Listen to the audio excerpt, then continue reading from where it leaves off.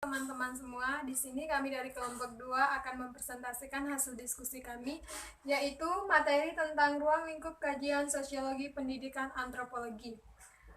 Adapun sub-sub materi kami, yang pertama kami akan membahaskan yaitu ruang lingkup sosiologi pendidikan, yang kedua ruang lingkup antropologi pendidikan. Nah, di sini saya akan menjelaskan pengertian sosiologi pendidikan.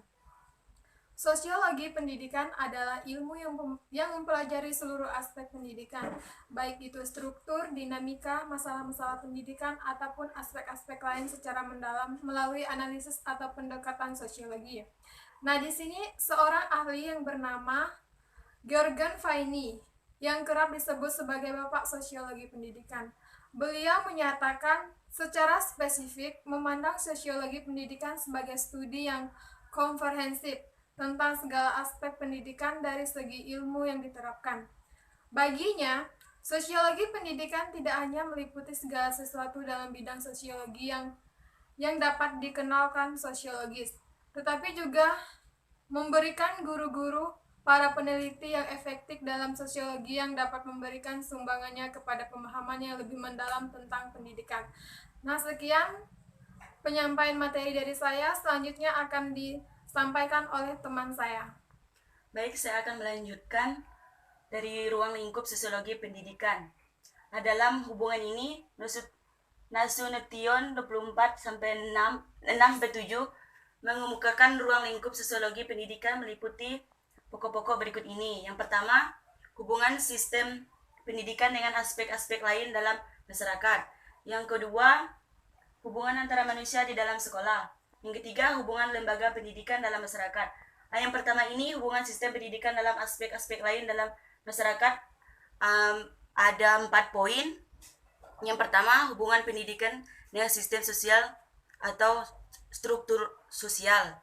Yang kedua, hubungan antara sistem pendidikan dengan proses kontrol sosial dan sistem kekuasaan.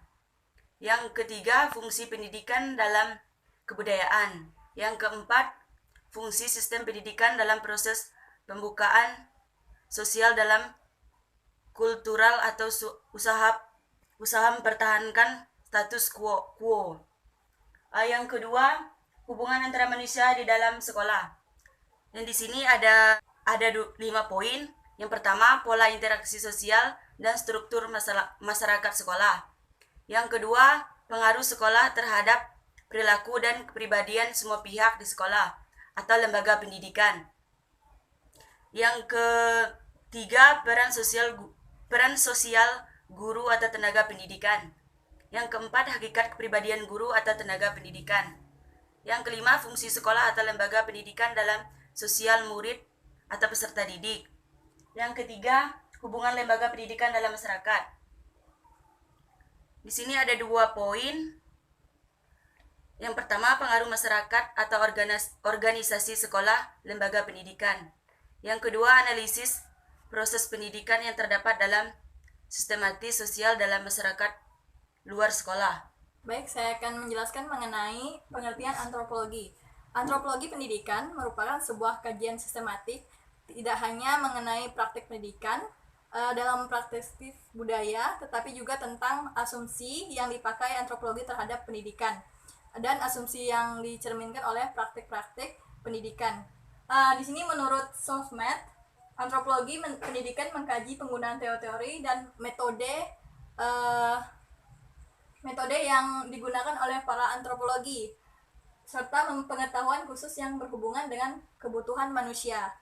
Dan dengan demikian, antropologi pendidikan bukan menghasilkan ahli-ahli antropologi, melainkan menambah wawasan ilmu pengetahuan tentang pendidikan melalui perspektif antropologi. Sekian materi dari saya, nanti akan disambung oleh teman saya. Terima kasih. Baiklah, selanjutnya saya akan melanjutkan tentang ruang lingkup antropologi pendidikan. Di sini ruang lingkup antropologi pendidikan ada terbagi menjadi 3 proses, yaitu proses sosialisasi, proses enkulturasi, dan proses internalisasi. Di sini ruang lingkup antropologi pendidikan menurut SOMAK pada tahun 2009 halaman 3 sampai 4 menjelaskan implementasi pendidikan sebagai penyesuaian diri dengan masyarakat.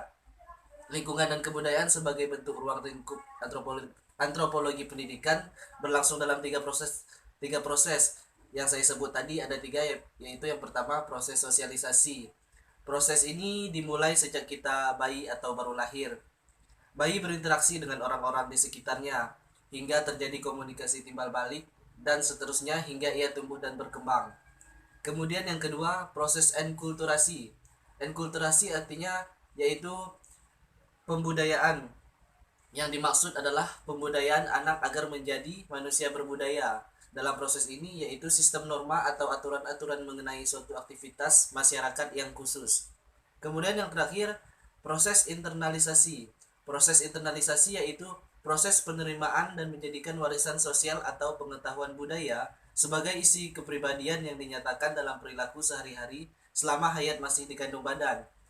Dalam proses ini, kita mendapatkan adanya perbedaan pada masing-masing individu berupa perbedaan kepribadian dan pengalaman.